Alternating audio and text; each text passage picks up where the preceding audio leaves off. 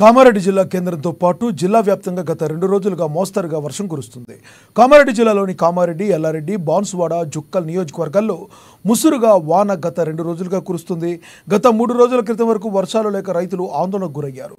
దీంతో గత 2 రోజుల నుంచి వర్షం కురవడంతో రైతుల్లో ఆనందం వ్యక్తమవుతుంది. దీంతో రైతులు వరి పంట సాగు చేసేందుకు సన్నద్ధమవుతున్నారు.